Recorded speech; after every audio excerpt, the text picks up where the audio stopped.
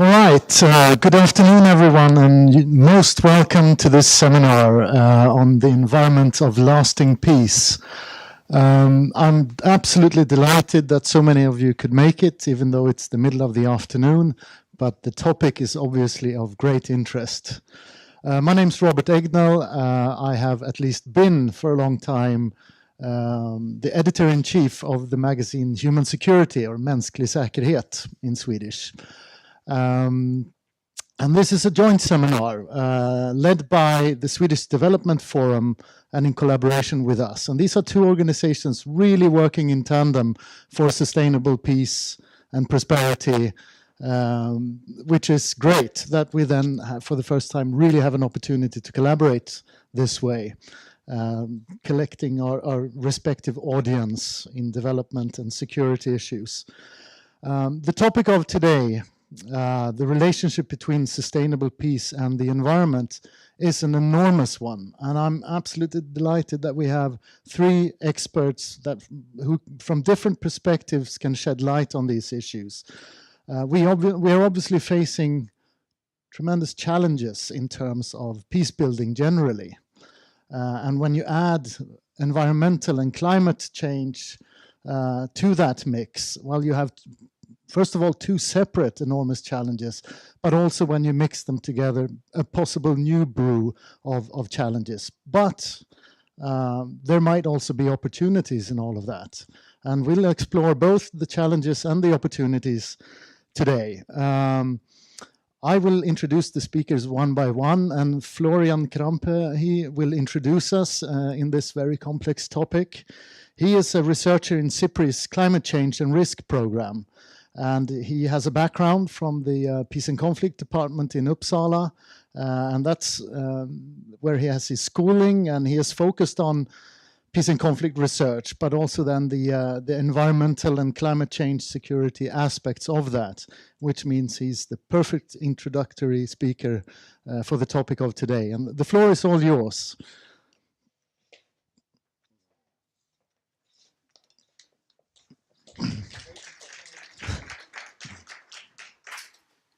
I think I need to press a button, right? Okay.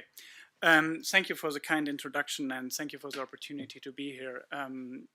As said, I'm working at the Stockholm International Peace Research Institute in the Climate Change and Risk Program, where we focus on understanding climate-related security risks, understanding how institutions are responding to these risks, and with the aim to provide advice and recommendations to policy actors on how to better, more adequately respond to these risks. What I've studied the last 10-ish years in various, starting as a research assistant and then as a PhD candidate and then as a researcher, is essentially around the issue of peace building and how it links to environmental issues. And now I'm moving closer into like how that links to climate change issues. So what I'm going to do today is give you a brief reflection on my thoughts and some of the things I learned. It will be in parts very eclectic, jumping through different peace building missions. I've studied several of them, but I thought I'd go along themes and try to highlight a few areas that I think are particularly relevant and give you the examples from these peace building missions. So to start off with, building peace is rarely, if ever, straightforward, right? In fact, it's pretty complicated. And why it's complicated is something I want to explore now in the next 20 minutes or so by covering or focusing on three areas that are particularly relevant in my understanding and that show the challenges that peace building at the interlink to environmental issues is facing, looking at peace building missions stemming back to 99 essentially. So the first area that I'm going to focus on is politics, conflict, peace building, natural resource issues, environment. All of that is deeply political issues, and we need to understand that they are political and deal with them in a political way. The second area is it's complex, right? We titled the blog post we wrote on the topic before. The initial working title was like, it's complicated.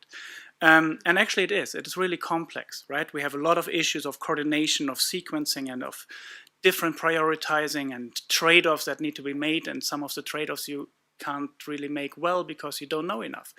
You don't know all the consequences. So I also want that my reflections are understood in that way, right? It's not like to assess a peace-building mission afterwards and say, why didn't you do that better? It's to learn the lessons from these missions and get a better understanding for our intervention in the future, and then maybe get a better understanding how in cases such as Colombia, where the peace-building process is in the startup, and future peace-building missions where we can learn things about that.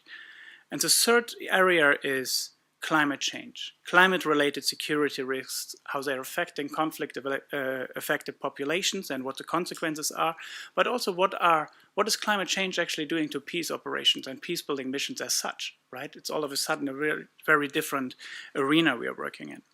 So those are the three areas I will cover. I'll start off with some brief reflections on peace building as such. So if you look at the latest CPRI data on peace operations, we see that there are 63 active peace operations in the last year going on. And 13 of those were UN peacekeeping missions, right? Blue helmet missions, peace enforcement to some extent, soldiers on the ground. And many of these missions are in place for several decades, right? Some are in place essentially as long as the UN exists, looking at Israel and Palestine, looking at Kashmir between India and Pakistan. And what we see and learn from research is that peacekeeping is actually successful, right? In terms of ending violence, peacekeeping is doing a really good job. We see a lot of successes there, even though if those missions have to stay in place for several decades or half a century, if they're very successful in stopping violence. But of course, the challenge of post-conflict societies is not just to stop violence and stop a rekindling of violence. It's to move beyond a negative peace and setting societies up on a trajectory towards a positive peace, towards more inclusive internal relations, a positive development to get to a stable, lasting peace.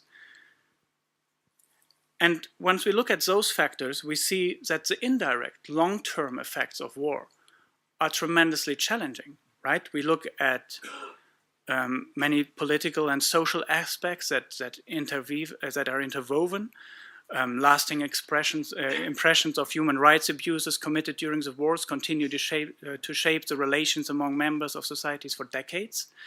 The socioeconomic impacts, the political impacts, all challenge the stability of these countries for many, many years. The challenges to public health are especially severe and affect disproportionately the civilian population of these countries. So once we look at that, in the short run, considering many interacting processes seems exhausting, and admittedly, it seems complicated. And as such, it might be tempting, for example, to dismiss environmental issues. Right? That would be the easy way out, because if you're facing you're in a post-conflict situation, stopping violence seems the priority, right? And everything connected to hard security, to the political violence element, seems to be the key focus. But of course, there's so many other things that we need to consider. And in terms of the environment, it's becoming increasingly clear that the interactions between social, political, as well as ecological processes decisively shapes the landscape of post-conflict societies. Environmental challenges and increasingly climate change expose these populations to new risks that we haven't faced before in this way, like Robert was alluding to. And we see that they are, in the long run, exaggerating the human cost of war even decades after the conflicts have ended. So recognizing that and acknowledging that, we have to also acknowledge that all too often the focus and the capacity of peace-building missions is limited to successfully navigate the impacts of war and simultaneously govern natural resources. Which brings me to the three areas I want to focus on, and I will weave in, as I said, several examples of peace-building missions. The first challenge is it's political, right? And I've studied the UN mission in Kosovo and looked at water supply issues. How many of you know that the UNMIC in Kosovo was essentially having a unit, a dedicated unit, dealing with utility issues, right? Electricity, water, wastewater, right? I don't think many are aware of that, right? But that's one of the challenges. So aside from managing peacekeeping and politics and the everyday challenge of that, UNMIC had to deal with utilities. And we're in '99, we're at the height of liberal peace building, and the World Bank supported the processes around water sector reconstruction, structural adjustment, one of the key words, in an attempt to make the old socialist Yugoslav system on water sector management in Kosovo more efficient and yeah, let's keep it with more efficient. So we see in the implementation an expert-driven water resource management. What was assumed was like, well, the Serbs left, they were managing the water resources, so we assume there's no capacity on the ground, right? Like we do in so many peace-building missions. We assume local knowledge is simply not existent. We bring in external actors, external water companies that essentially come in and manage, win the contract and start managing the water in some of these villages and some of the enclaves. So we have a very functionalist way of approaching the issue. And of course, I mean, if any of us has a plumbing problem at home, you're not calling me as a political scientist, right? You're calling a plumber. You're calling an expert who knows how to fix the pipes. But of course, the problem is in Kosovo, none of the pipes is an engineering problem mostly, right? It's a political problem. So the easy engineering solution from building a pipe from A to B, which would be a straight line, is really complicated and difficult to do in a case like Kosovo, where everything is political, and we need to build a pipe which goes over 5 corners. And we see that in Mitrovica, a divided city in the north of Kosovo. The northern part is Serb-dominated, the southern part is Albanian-dominated. And once you start to look at the water sector or water supply, it becomes really interesting and intriguing, because the reservoir where the water for the city comes from is in the north. It's actually partially within Serbia. The water from there goes to the water treatment plant, which is in the south of Mitrovica, in the Albanian part, and from there gets distributed to South Mitrovica and North Mitrovica, right? So at some point, people have to talk, even though they don't want to. But there must be communication, because otherwise nothing works. And you have an interesting interdependence there, because nobody can switch off the water, right? If the Serbs switch off the water, the Albanians don't get water, but actually the Serbs don't get water either, and the other way around the same. So it's a really interesting dynamic, and it's deeply political. But the way that the UN mission managed the situation was actually by focusing on avoiding politics and avoiding conflicts, and just like let's pay the bill, right? Albanians that were supplying the water to the north weren't paid for the water supplied. Instead of finding a solution with the northern part, UNMIC decided we'll pay the bill, right? The north never reformed their water sector, the water supply, and the south got the money from the UN essentially to continue to supply water to the north. What that has done by avoiding politics in this situation is a factual separation of infrastructure in the long run, right? We have a Kosovo-Albanian infrastructure and we have a Serb infrastructure. We have an infrastructure that's divided along ethnic lines. We have avoided resolving the conflict using the interdependence that exists around water issues that would at least give us some leverage to force people to talk to each other in a different way. We haven't approached that. And at the same time, we have incapacitated local actors that would have been able to deal with the water sector and could have been trained in different ways to develop in managing the water resources. We have to, all that said, we have to acknowledge that around water issues, there wasn't any conflicts, right? There wasn't violence, at least. So on that end, the UN was good, but it didn't seize the opportunities and the possibilities that might have been there. The second part is, it's complex. you already get the sense from Kosovo, and I'm now going to talk about East Timor, Iraq, and Afghanistan to a little extent. And East Timor also in 1999, independence from occupation from Indonesia. The UN was already there, but a new UN mission came in, and the Interfed peacekeeping mission came in September after violence erupted, and was very successful in mitigating violence. One of the challenges for peacekeepers and peace builders coming into that context was you have a country that's essentially devastated by war, right? Dili was still on fire when the first UN missions or UN staff came in to deal with response and rebuilding. And as a consequence, Interfed needed to use helicopters to fly thousands of bottles of water to peacekeepers that were dispersed all over the country. Right? One example of how difficult and complex these challenges are in relation to water, and how unsustainable a lot of those are in the short run. Right? There's simply no other option to deal with that. At least in that situation, there wasn't. And it shows one of the complexities.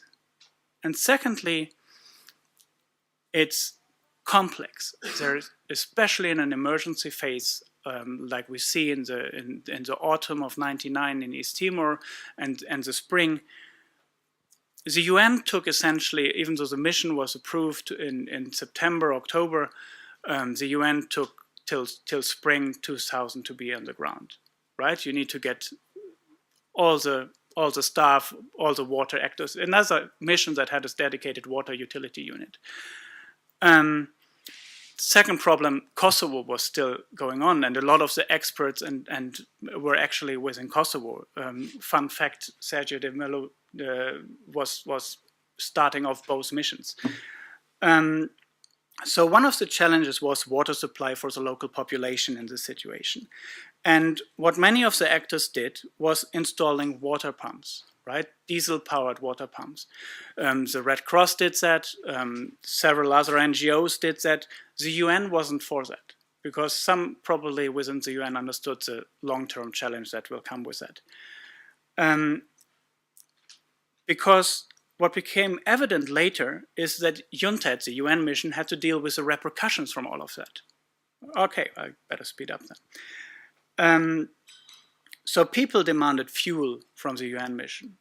It wasn't the UN installing those pumps, but people saw the UN mission as a legitimate follow-up of whichever NGO or actor was installing those pumps in the first place. And the UN had to deal with those issues, even though they were favoring a different water supply system. And what this shows is one example of the difficulty of coordinating between the short-term emergency relief and the long-term development planning, which is something we need to really work on. The short-term emergency, many actors, many different actors. The long-term development, very few actors, and very little communication in many instances between them. Just briefly, Iraq.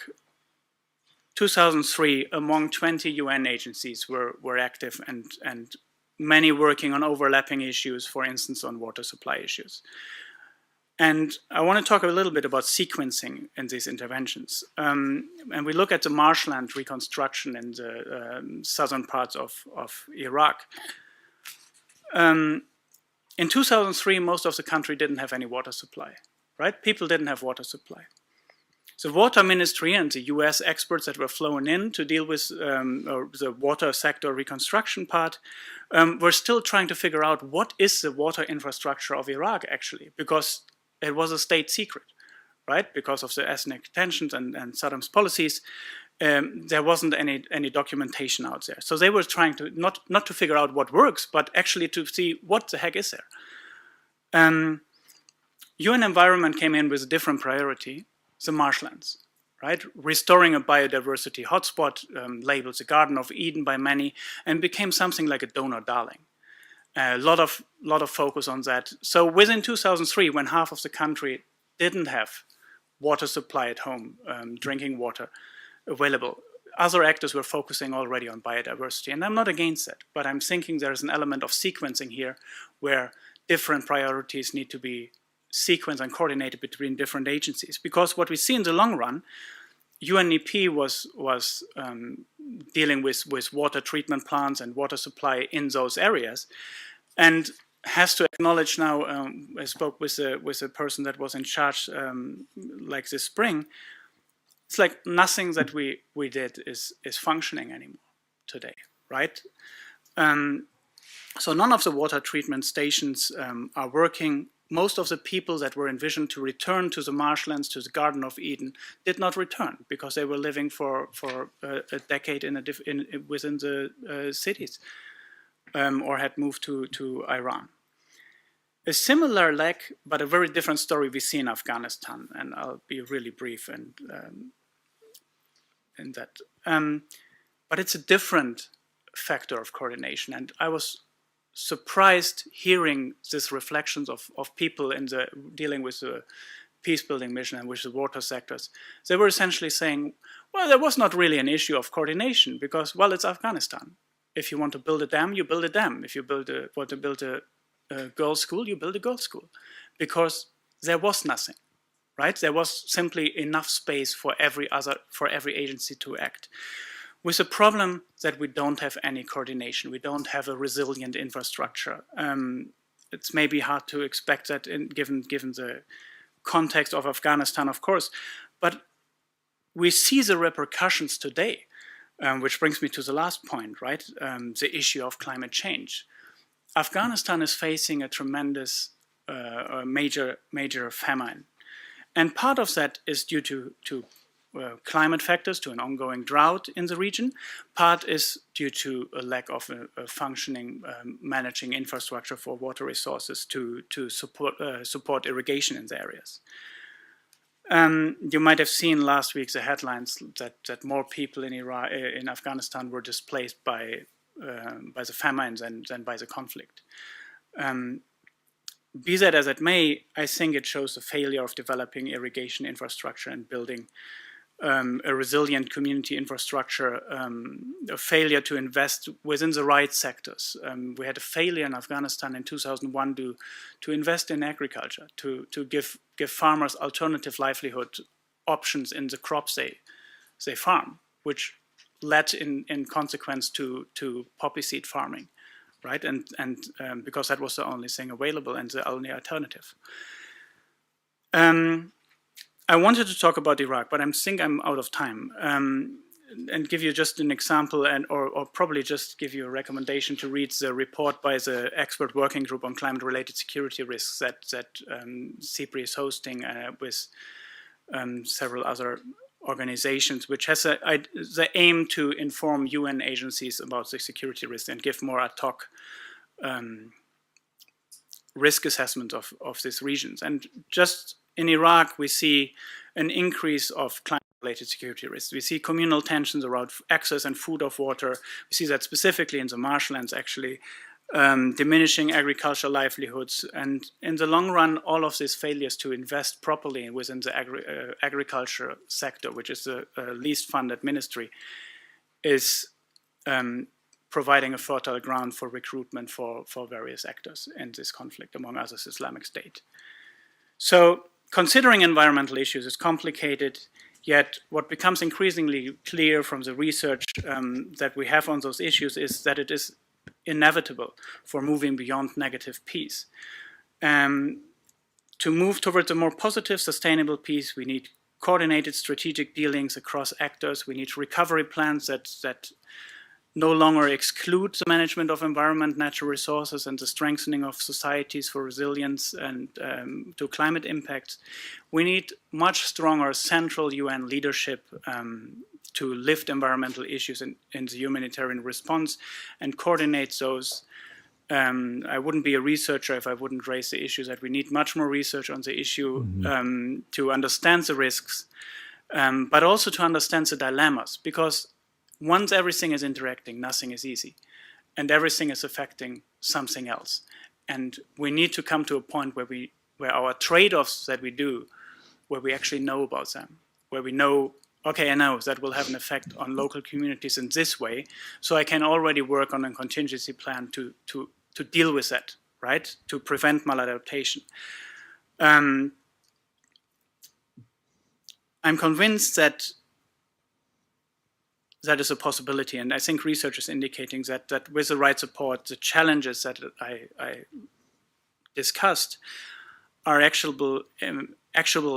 We're actually able to transform them into opportunities to achieve environmental protection, climate resilient communities, and by extension, build a more sustainable peace.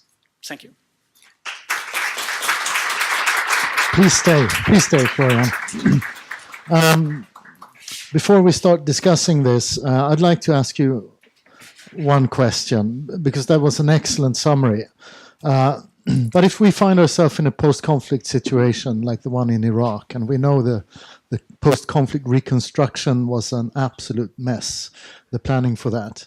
But if you were the political advisor to the commander on the ground at that stage, what would have been your brief pitch not to wait when it comes to natural resources, water sharing issues, environmental issues, for that process to begin? First to draft a peace plan and etc. But rather deal with it now as part of the peace process rather than wait. What's the key arguments there? I think they were already doing that in Iraq before, actually during the invasion. The US Army Corps of Engineers was already planning the water sector response, essentially, in the time after. The guy in charge, I forgot his name, was essentially trying very hard to talk to everyone he knew who was Iraqi and had anything to do with the water sector, to get an understanding of the water sector. So I think the planning is already there. The problem becomes that in this situation, we have too many actors, and we don't have a coordinated response and a response that says stop to some actors, right? Like that actually puts the foot down and says, wait here. Your time will come, and then the resources will come in. And I think that relates to the funding structures that we have, right? Because everyone will shop around to the donors, and UNEP was very successful with that for the marshlands, because of this imagery of the Garden of Eden, right? And which gives you simply the capacity to act. I think we need a stronger coordination role. That's one of the key things. Yeah, and then probably the UN leading the mission rather than an international coalition, if we want that. I guess fighting the war on terror did neither help in Afghanistan nor in Iraq. Thank you very much, Florian. Maybe you want to rest your legs for a few minutes while our two next speakers come up here, because I would like for both of you to come up at this stage.